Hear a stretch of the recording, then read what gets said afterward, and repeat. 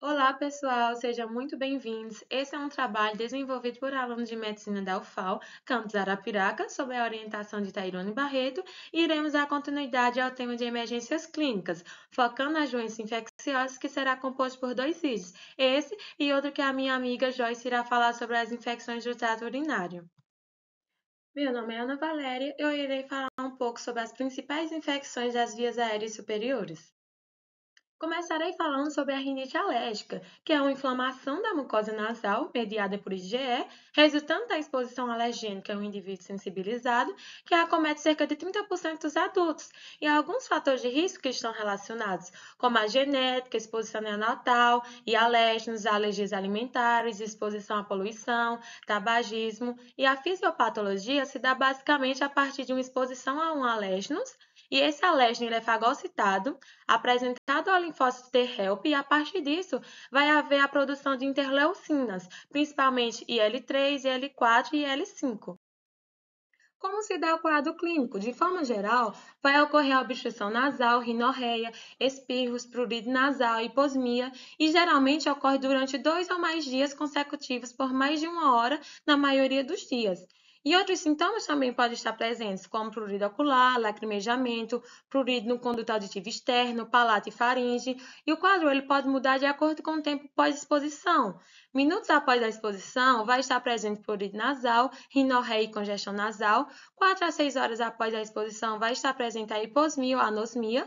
A congestão nasal ela vai se manter e vai haver um aumento da produção de muco, sendo importante indagar também sobre a dispneia, sibilância e tosse. Falando sobre a classificação, ela pode ser classificada de acordo com o tempo e de acordo com a gravidade. De acordo com o tempo, ela pode ser intermitente, quando os sintomas estão presentes por menos de 4 vezes na semana e menos de 4 semanas. Persistente, quando os sintomas presentes estão por mais de 4 vezes na semana ou mais de 4 semanas. De acordo com a gravidade, ela pode ser leve, quando não há distúrbio do sono, nem alteração nas atividades diárias, não há impedimento quanto à escola ou trabalho, e os sintomas eles não vão incomodar. Já no quadro moderado severo, vai ocorrer uma ou mais dessas alterações, como distúrbio do sono, alterações das atividades diárias, impedimento para escola ou trabalho, e os sintomas eles irão incomodar. No exame físico, vai evidenciar respiração bucal, edema periorbitário, descoloração enegrecida de pálpebras inferiores, globos faríngeo, e o diagnóstico ele é feito essencialmente clínico, pela presença de sintomas típicos, características ambientais, presença de sintomas alérgicos associados e história familiar, mas também pode ser feito exames complementares, como o teste cutâneo, que vai consistir na aplicação de pequenas quantidades de alérgenos na pele e vai ser feita a observação dessa resposta cutânea. Além disso, também tem o teste REST, que normalmente ele é feito quando há contraindicação do teste cutâneo. Falando agora sobre os diagnósticos diferenciais, é importante para saber que não existe apenas a rinite alérgica. Também tem a rinite induzida por drogas, a rinite medicamentosa ou de rebote, a rinite ocupacional, a rinite química e a rinite induzida por fumaça. Depois de feito o diagnóstico do paciente com rinite alérgica, o tratamento vai ser baseado na classificação do paciente, pois os sintomas podem ser intermitentes ou persistentes e o quadro pode ser leve, moderado e severo. Mas, de forma geral, o tratamento vai consistir na prevenção do alérgeno, no uso de farmacoterapia e imunoterapia, que é feita em casos bem específicos que não cabe falar no momento. Mas, falando sobre a prevenção do alérgeno, é essencial o controle do ambiente do convívio do paciente, pois muitas vezes é suficiente para controlar os sintomas. As medidas gerais que devem ser feitas é manter os quartos bem ventilados, isolados, manter a casa limpa, evitando umidade e mofo, entre outros. E a lavagem nasal também pode ser feita. Já o uso da farmacoterapia vai ser de acordo também com a classificação do paciente, podendo ser feito o uso de antihistamínico oral ou nasal, ou descongestionantes, ou também o uso de corticoide intranasal. Agora eu irei falar um pouco sobre a faringoamigdalite, que é um grupo de doenças inflamatórias e infecciosas que acometem a faringe, as tonsilas palatinas e as tonsilas faríngeas, sendo um dos principais distúrbios que são encontrados em ambulatórios e em pronto atendimento diariamente. Falando sobre a etiologia, ela pode ser bastante variada, ela pode ser viral, bacteriana e não infecciosa. E as infecções de etiologia viral, sobretudo o rinovírus, representam cerca de 75% dos casos em menores de 3 anos e diminui após a puberdade. No Brasil, 20 a 30% das faringoamidalites em crianças de 2 a 12 anos são causadas por Streptococcus beta-hemolíticos do grupo A.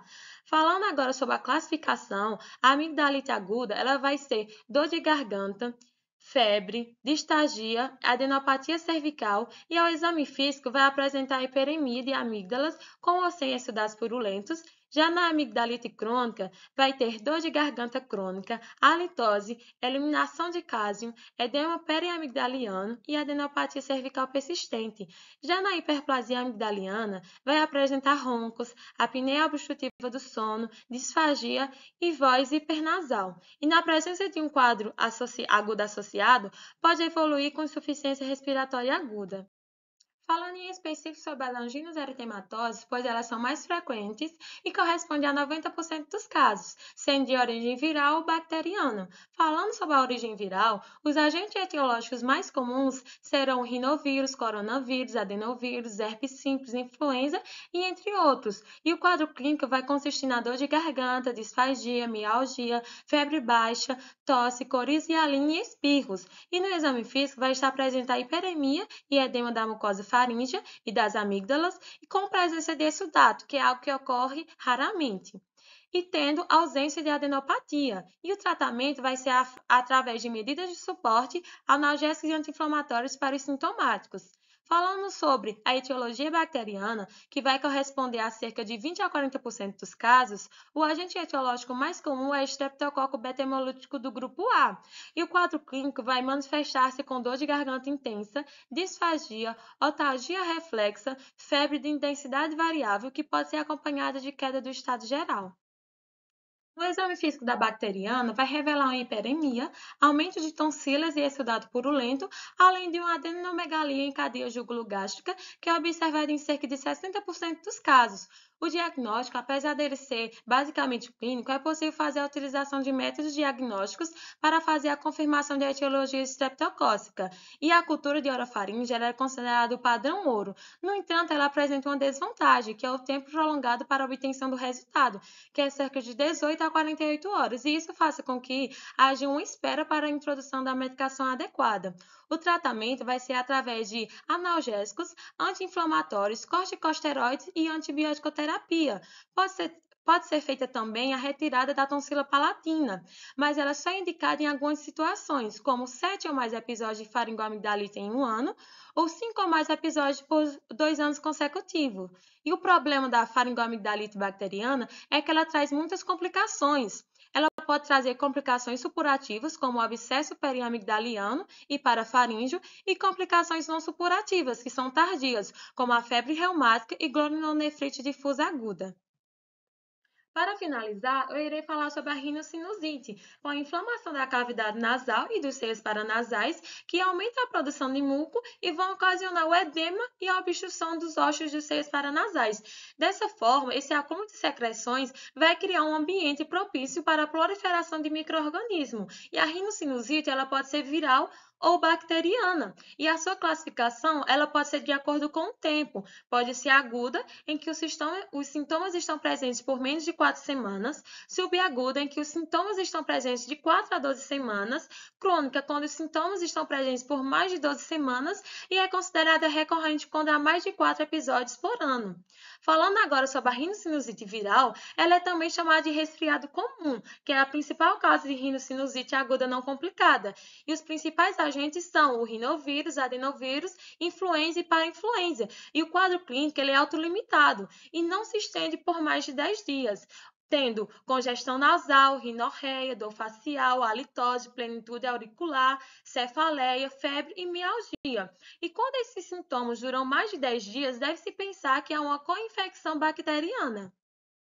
O quadro da rinocinusite aguda viral normalmente tem uma resolução espontânea, mas pode ser feito um tratamento para melhorar o desconforto do paciente através do uso de sintomáticos, como a lavagem nasal, spray nasal de glicocorticoide, antihistamínicos e descongestionantes sistêmicos. Falando agora sobre a rinocinusite aguda bacteriana, que é um quadro bem menos comum com viral, porque corresponde somente a 0,5 a 2% dos casos agudos e basicamente vai ocorrer por uma complicação do quadro viral ou alérgico. E os principais agentes etiológicos são o S. pneumoniae, o H. influenza e o Moraxellus catarrhalis. E o quadro clínico vai consistir na congestão nasal, na descarga nasal mucopurulenta, no desconforto em dentição maxilar, dor facial, pressão facial e febre. E em crianças, o sintoma cardinal vai ser a tosse. E falando sobre a sua classificação, ela pode ser uma rinocinusite aguda bacteriana não complicada ou complicada. E ela é complicada quando a doença ela vai se estender para além dos seios paranasais. E assim, complicações que podem existir são celulite periorbitária e orbitária, osteomielite dos ossos dos seios da face, meningite, abscesso intracraniano, trombose séptica dos seios cavernoso, entre outros. No exame físico, vai apresentar eritema e edema local, facial, dor à palpação dos seios paranasais e a percussão na região dos seios. O diagnóstico ele é difícil de distinguir uma rinocinusite viral da bacteriana através só da apresentação clínica, mas, de forma geral, quanto mais prolongado for o quadro clínico, os sintomas, maior vai ser a chance de se tratar de uma rinocinusite bacteriana. Mas pode-se fazer uso de exames complementares, através da endoscopia nasal, radiografia de seios da face e tomografia computadorizada, que normalmente só é feita quando se pensa que há complicações associadas. E o tratamento ele é através de antibióticos mais sintomáticos, que é corticosteroides sistêmicos ou nasais, antihistamínicos, analgésicos e antipiréticos. Fora isso, pode-se fazer a lavagem nasal e medidas gerais. E a antibiótico-terapia pode-se fazer a escolha da amoxicilina de 500 miligramas em 8 horas ou em 12 horas por 7 a 14 dias para pacientes que têm fatores de risco e a amoxicilina com clavulanato para pacientes com fatores de risco. Alérgicos à penicilina pode fazer uso de levofloxacino.